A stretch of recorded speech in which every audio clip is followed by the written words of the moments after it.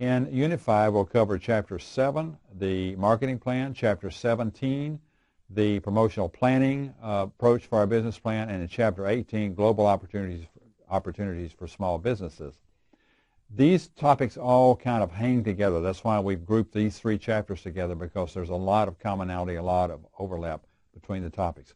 So let's get into these chapters and talk about them just for a little bit. Today we're going to talk about Chapter 7, the marketing plan. Again, this is a very important chapter in the course. It's probably the number 2 chapter in importance for what we're talking about. You'll have me nagging on you all semester long about the marketing plan. As you put your business plans together, each of your teams, the one area that you'll probably drag the most on is the marketing plan, because it's the most difficult to put together. So let's talk a little bit about the marketing plan. Small business marketing sometimes is a little bit different than I've got a very large, gigantic business, but let's just define it this way. It's any business activity that directs the creation, development, delivery of a bundle of satisfaction as a product or service from the creator to the targeted user that satisfy the targeted user. So let's wrap that up. Small business marketing is the process of creating a product or service and getting it into a user's hand who benefits from it. Small business marketing activities include identifying the target market. Again, very difficult to do sometimes. Determining what that potential market has to spend or to invest in my product or service, and preparing and communicating and delivering that bundle of satisfaction, that product and service, to that market.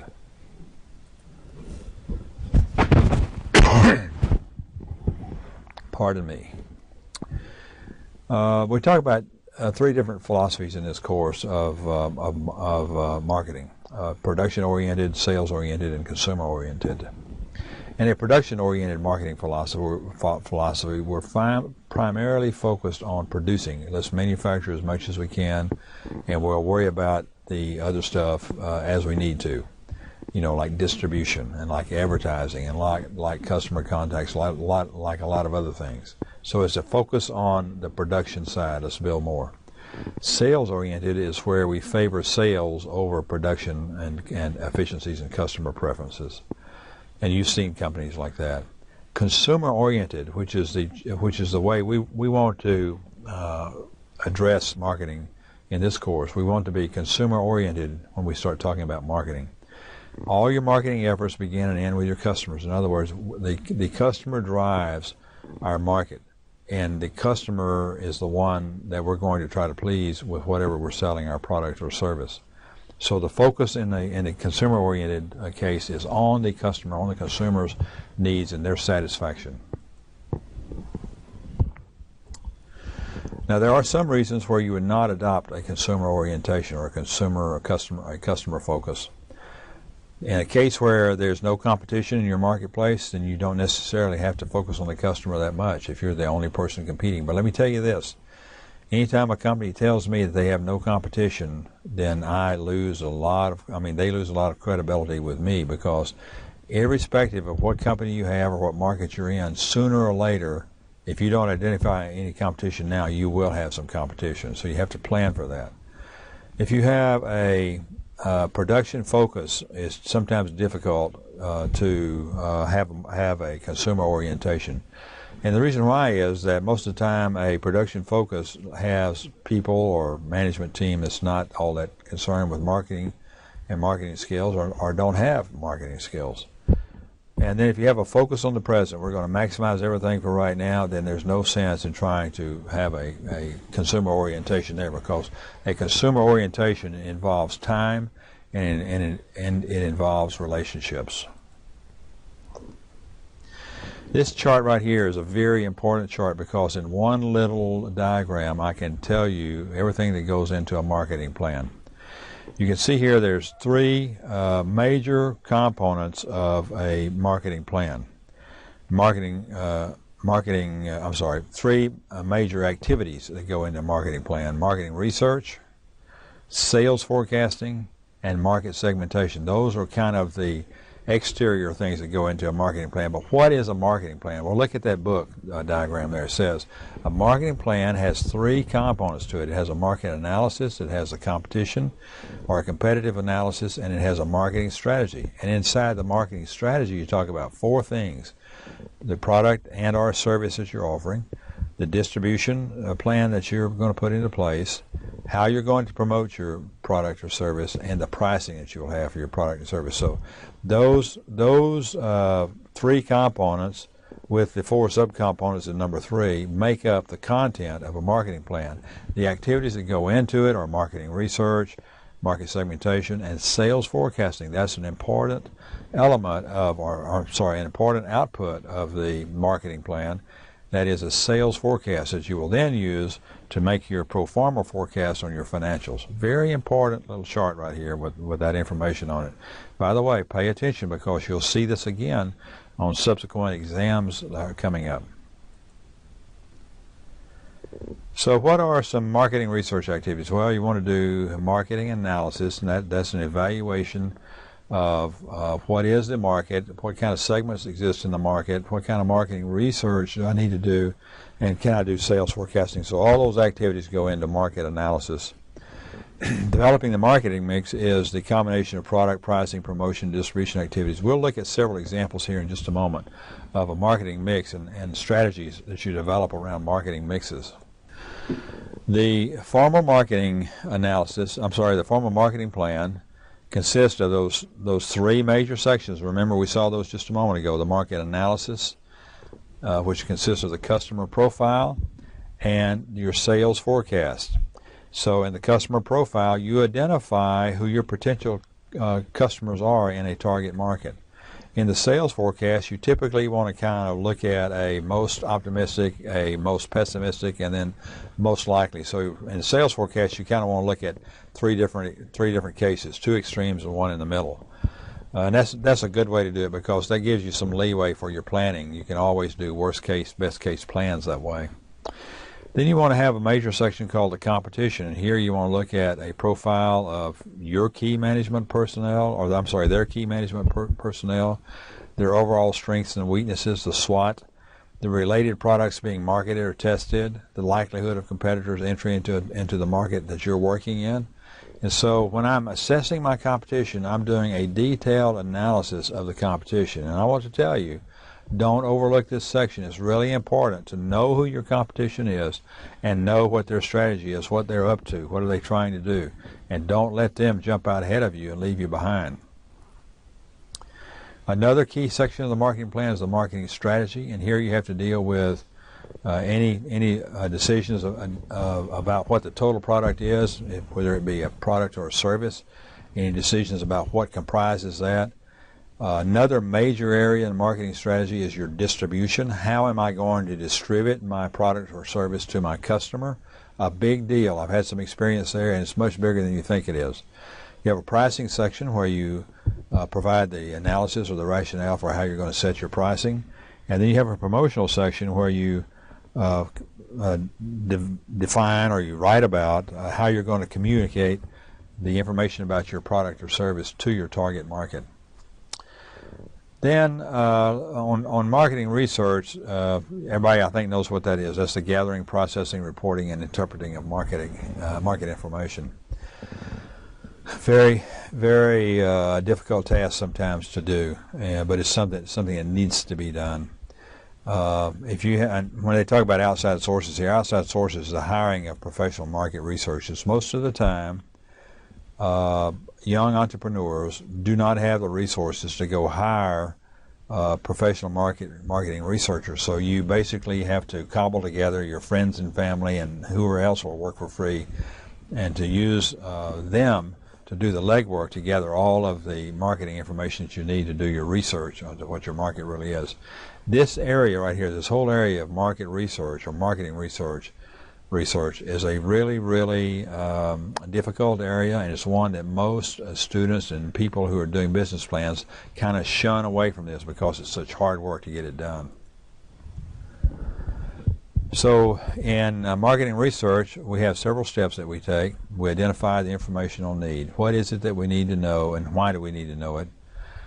Once we do that, then we begin to look for secondary data. What is secondary data? That's data that already exists. And we have some wonderful tools today to go identify data like that exists as secondary data.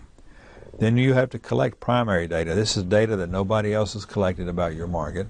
And so you collect data that's unique to your market that will serve as a support for your business plan. But then after you collect the data, you've got to interpret it. What is it that I have here? What is the message that this data is giving me for my market? Now, there's secondary data and primary data. Secondary data is data that already exists. And in most cases for your business plans, that's all you're going to need to support your market analysis, your marketing plan section. But sometimes the data doesn't exist, and so you have to do what we call collecting primary data. You have to get out and collect data that has not been collected before. There's a couple of ways to do that: observational methods or questioning methods. These are the surveys and interviews that many of us do when we're doing the primary data collection. When do you not conduct formal research? Well, if you don't have the resources to do it, you can't conduct it. Another time when you don't do it is when the opportunity for a product start has passed. Your competition has already jumped into the market. You're going to stand by now and kind of wait to see what's going to happen there. A decision by your management team has already been made to move forward, so there's no need to do research at that point in time. You're just wasting time and money. You can't decide what information is needed, or the needed information already exists. What we mean by that is the secondary information is already available and available to this team to use. And then the cost of conducting research outweighs the potential benefits. Your cost is just too large. You can't afford it. You're a startup operation, so you'll do it yourself as best you can. Well, let's see, what are market ingredients? That's a group of customers who have purchasing power and unsatisfied needs. So a market ingredient or a group of let me back up. The key elements here for a market is a set of customers who have a need, who have purchasing power. Customers who have purchasing power and have an unsatisfied need. Underline the unsatisfied needs. That's sometimes it's really interesting for me to watch advertising, and particularly some cleverly designed advertising. But in cleverly designed advertising, you're trying to create the mental image that you, the listener or the consumer, has an unsatisfied need. Market segmentation is where the market is divided up into several smaller customer groups with similar needs. In other words, they need similar products, but they have different characteristics of their group. And a focus strategy, remember this now, this may pop up again on a test, is a type of competitive strategy in which cost and differentiation-based advantages are achieved within narrow market segments. What I mean here is, or what the book means here is that we are focusing all of our analysis, all of our strategy into narrow market segments. Segments that once you capture them, there's probably little chance that you're going to see significant competition there because it's so difficult to break in. So let's look at the variables that you can use for market segmentation. There are basic segmentation variables, which are the parameters you use to kind of distinguish one form or one part of the market from another part of the market. Benefit variables are those variables that have specific characteristics that distinguish market segments according to the benefits sought. So those are benefits variables that kind of break it out by benefit or by results. The demographic variables are the characteristics that describe customers and their purchasing power and how they behave as consumers. Now, there's three types of market segmentation, broad segmentation. That's the unsegmented strategy or mass marketing strategy. There's the multi-segment strategy where we have multiple segments that we're going to try to penetrate in the market. Or there's a single segment strategy where we're focusing just on a single segment of the marketplace. So let's look at some examples now. This is an exhibit that shows an unsegmented marketing strategy. This is just a marketing strategy to the market in general.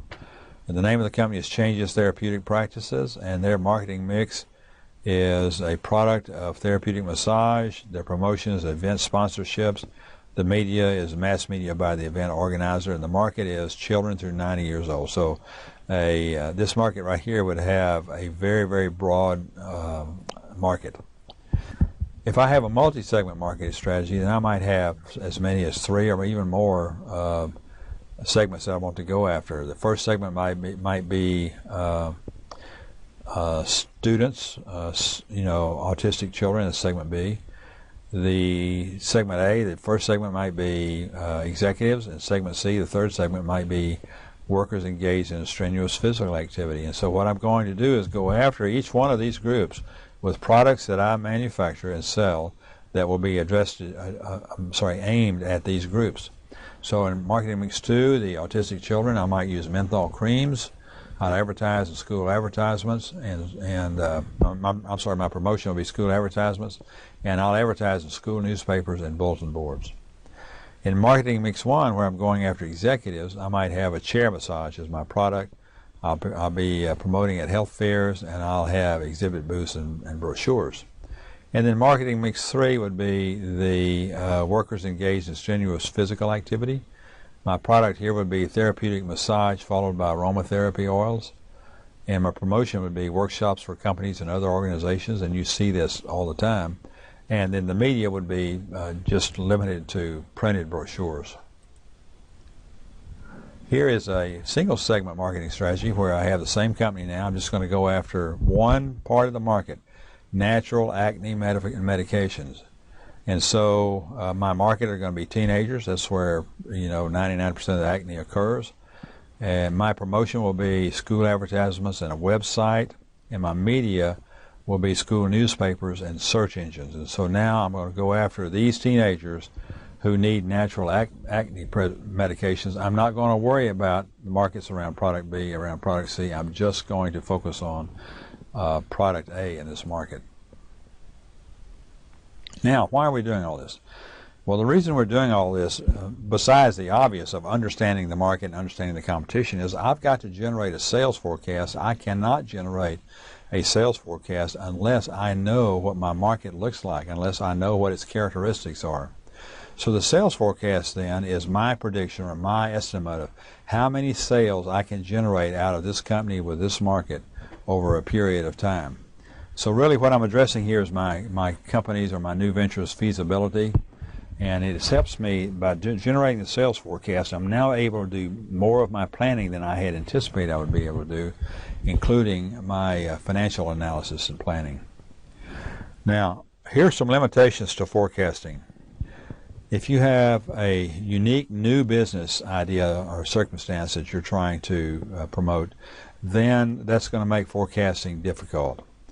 If you have a lack of familiarity with quantitative methods or a lack of familiarity with forecasting processes, then that might be a limitation for you as well. So you just want to be careful. There's always a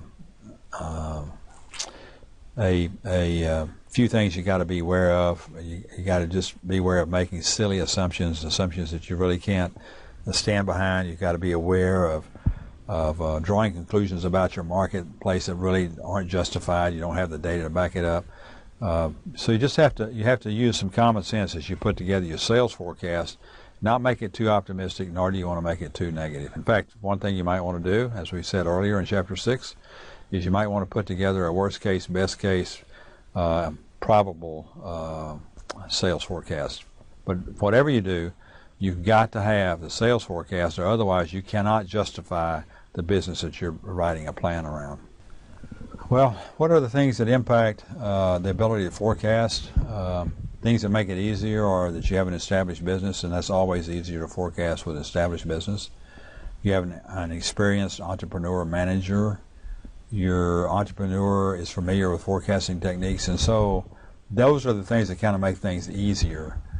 Things that make it more difficult to forecast is I have a brand new venture in a brand new market, and so that's going to make it difficult for me to even understand what the market is. I have limited or no managerial experience, and I have a poor understanding of forecasting techniques and how you go about doing forecasting. Now, there's two dimensions of forecasting. You can either have a breakdown process or a build-up process. In a breakdown process, I'm starting with the higher market, i.e. this is the market for all potentials. For all pencils. Now I want to break that down a little bit. I want to figure out what is the market for this certain type of pencil in a 12 to 22-year-old age range. And so I began to narrow that down until finally I have my data that I want for that 12 to 15-year-old, 12 to 18-year-old age range. That's called a breakdown process. I started high with the market and just kept breaking down to get to the specific market that I want to try to forecast. On the build-up process, I take all of the potential buyers in various submarkets and estimate those potential buyers and then just add it all up. So I'm looking at who are the potential buyers for this product, identify the buyers either as a class or as individuals, and then add all that up, and that's going to be your build-up process sales forecast, a bottom-up forecast, whereas the breakdown process is a top-down forecast. In direct forecasting, I'm going to use sales as my predicting variable. In indirect forecasting, I'll use related variables to predict what my sales are going to be. Here's an example of indirect forecasting.